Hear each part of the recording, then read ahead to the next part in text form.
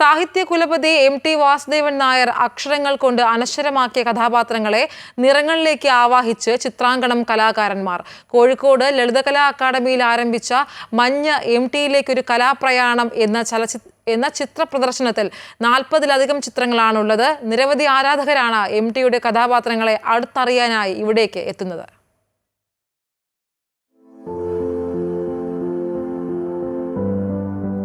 American യാത്രയിൽ എം.ടിയുടെ മനസ്സിൽ കയറിക്കൂടിയ Sherlock എന്ന പൂച്ച, വീതുളിയെറിഞ്ഞ് സ്വന്തം മകനെ വധിക്കുന്ന പെരുന്തച്ഛൻ, അമ്മയെ ഓപ്പോള എന്ന് വിളിക്കേണ്ടി വന്ന അപ്പു തുടങ്ങിയ നിരവധി കഥാപാത്രങ്ങളുടെ ദൃശ്യാവിഷ്കാരമാണ് ഇവിടെ ഒരുക്കിയിരിക്കുന്നത്.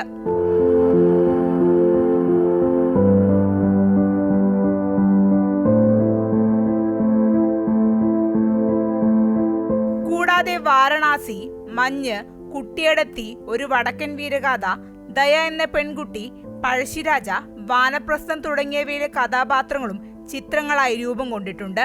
ചുമലിൽ പേനകഥയുമായി നിൽക്കുന്ന എം.ടി മറ്റൊരു കാഴ്ചയാണ്.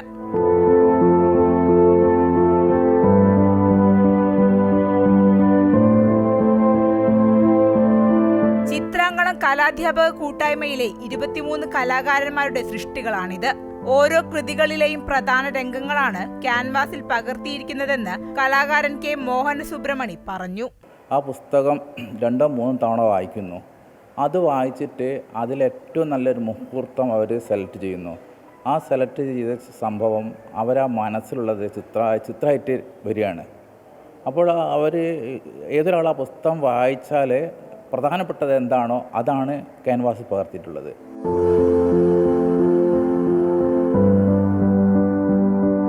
ഓരോ ചിത്രം കാണുമ്പോൾ എല്ലാവരും ചോദിക്കും, ഇതെന്ന നോവലാണല്ലോ, ഇതാണല്ലോ, ഇന്ന കഥാപാത്രങ്ങളല്ലേ എന്ന് ചോദിച്ചിട്ട് ചെറിയ കുട്ടികൾ മുതൽ വലിയ ആൾക്കാർ വരെ പറയുന്നുണ്ട്.